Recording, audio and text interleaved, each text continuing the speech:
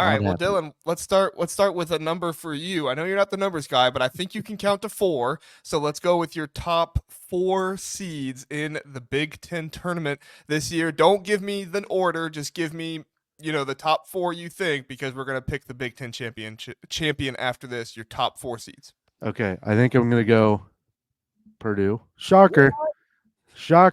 What? I'm gonna go Purdue. Okay. I'm gonna throw.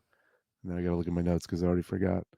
Let's do Illinois, Oregon, and those bums in Bloomington. Wow. I can't be too nice. Oregon? Did you say Oregon? Yeah. Oh, wow. Okay.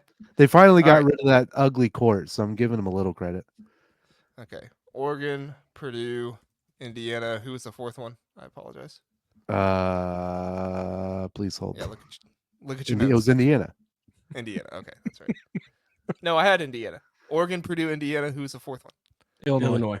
I'm glad everyone else knows my list. Wow. This is why you don't take notes. I actually did take notes for a podcast, which I rarely do.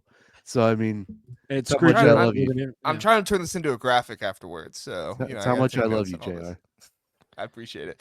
All right, my 4 that I am going to be taking is I'm also going to put Purdue in there. I'm also going to put Indiana. I'm also going to put Illinois. So, Dylan, you and I are on the same page. Don't know if that's scary or not. But my 4th team, I actually think they can do it, even though John doesn't think they do. I think it's going to be UCLA. I think UCLA is going to sneak their way into the top 4. I think they're having a hard time with the road, but guys, all these out west teams, their home and aways are just the other out west teams.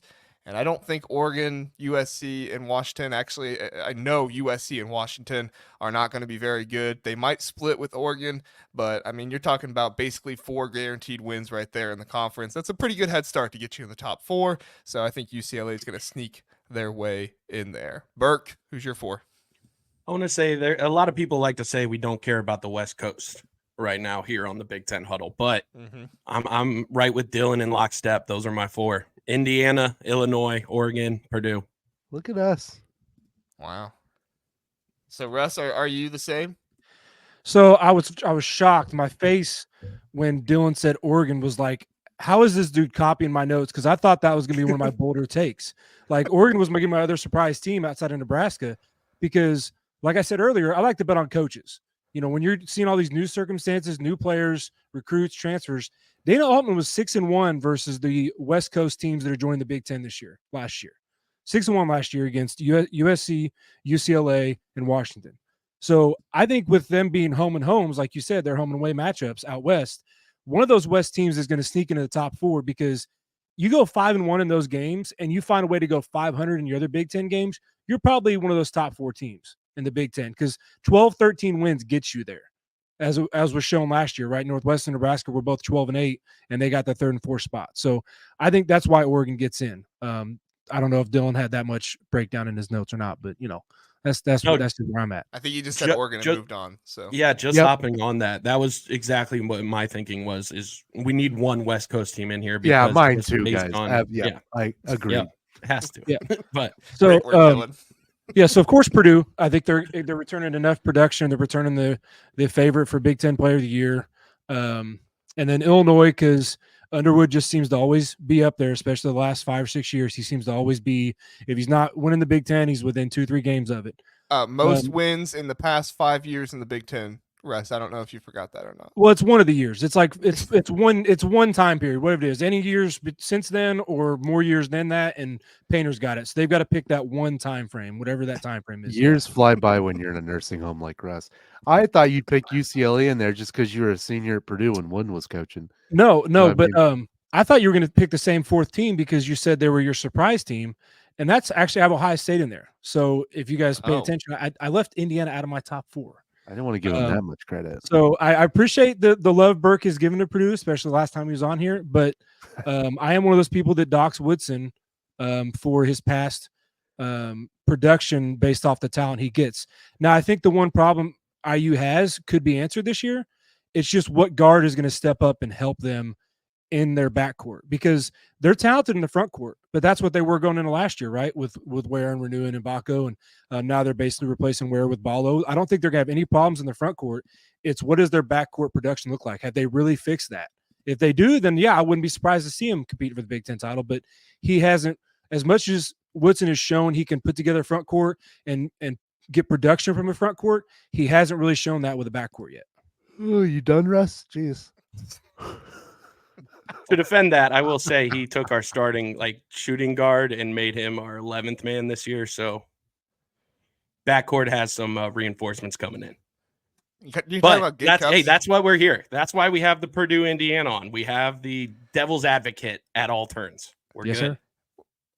I heard somebody say the other day, Indiana is the only team that is returning a starter that will most likely not be seeing playing time because they added so much in the transfer portal. I was like, guys, let's stop acting like Gabe Cupps was good enough to be a starter. Yeah, it was out of necessity.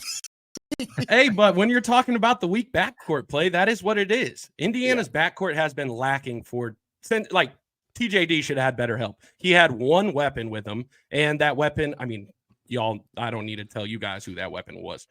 But, I mean another year of him, and it'd have been a totally different story with his backcourt. But we learned that we need to go out and get these transfer replacements. So, I will say I think Miles Rice is better than Xavier Johnson. I know that's a hot take, guys, but yeah.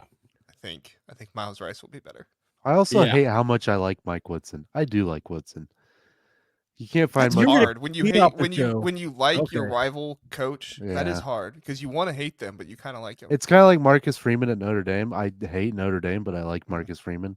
It's because he used to be on the Purdue staff. You got to kind of root for him a little bit. Well, I mean, yeah, but yeah.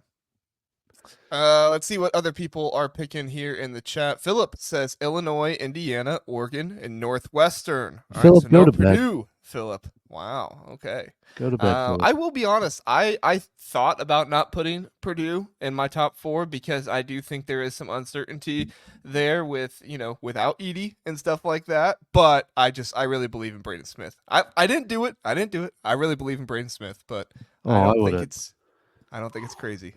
I would have pulled up in that cul-de-sac. I'll tell you what. How do you know I live in a cul-de-sac? It's been in your window on many shows. Last show I was on, I'd say you live in a cul-de-sac and I could see it through your window. Moving on. John says, I will say this about UCLA basketball. They're going to be better than the football team. Well, John, we've not been bringing up football very much, but you are correct. Just kidding. We've been bringing Purdue basketball will also be better than Purdue football.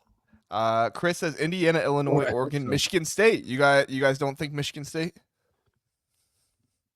They might miss the tournament. Izzo needs to go to a home. No, Tony Bennett wore all this 500 times better than Izzo currently is.